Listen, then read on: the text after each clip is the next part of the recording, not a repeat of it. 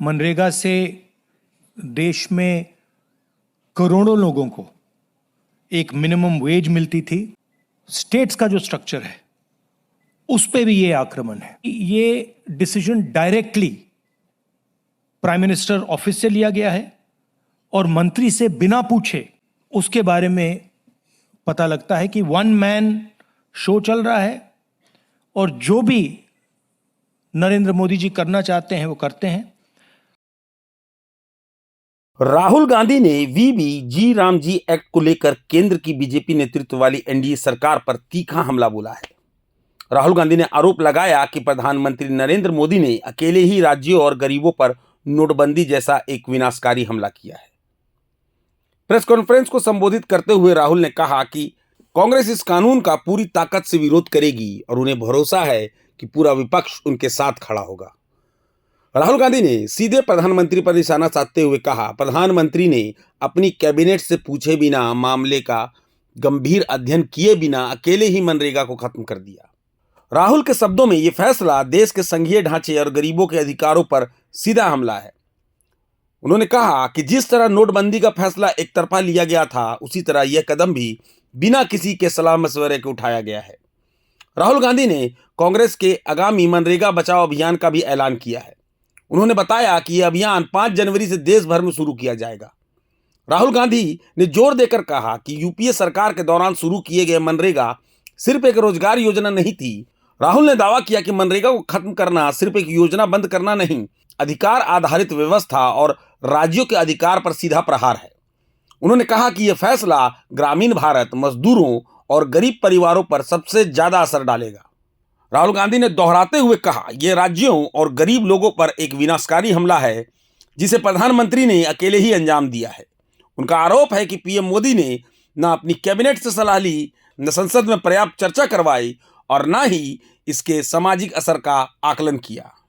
गौरतलब है कि 20 साल पुराने मनरेगा की जगह लेने वाले वीबी राम जी बिल हाल ही में संसद के शीतकालीन सत्र के दौरान विपक्ष के जोरदार हंगामे के बीच पारित किया गया। नए कानून के तहत ग्रामीण श्रमिकों को 125 दिन के वेतन रोजगार का प्रावधान किया गया है, लेकिन विपक्ष का कहना है कि यह व्यवस्था मनरेगा की मूल भावना और अधिकार आधारित ढांचे को कमजोर करती है। अब साफ है कि वीबी राम जी एक्ट को लेकर राजनीतिक टकराव तेज होने वाला है। आने वाले दिनों में मनरेगा बचाओ अभियान इस मुद्दे को और ज्यादा सियासी गरमाने वाला बना देगा, और ज्यादा गर्म बना देगा। मनरेगा सिर्फ एक योजना नहीं थी। मनरेगा राइट्स बेस्ड कॉन्सेप्ट था। मनरेगा से देश में करोड़ों लोगों को एक मिनिमम वेज मिलती थी और मनरेगा जो हमारा 3rd टियर है, पंचायती राज का जो टियर है, उसमें directly political participation, finance, support का एक साधन था, मेथड था। तो ये डायरेक्ट राइट्स बेस्ड का जो कॉन्सेप्ट है उस पर आक्रमण है। दूसरी बात, जो फेडरल स्ट्रक्चर है, स्टेट्स का जो स्ट्रक्चर है, उस पे भी ये आक्रमण है। ये जो पैसा लिया जा रहा है ये स्टेट से छीनकर सेंटर ले रहा है। तो ये concentration of power, concentration of finance है।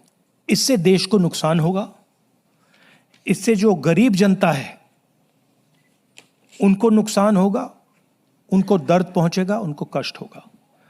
और आखिरी बात, मुझे बताया गया है कि ये decision directly prime minister office से लिया गया है और मंत्री से बिना पूछे, कैबिनेट से बिना पूछे ये डिसीजन लिया गया है।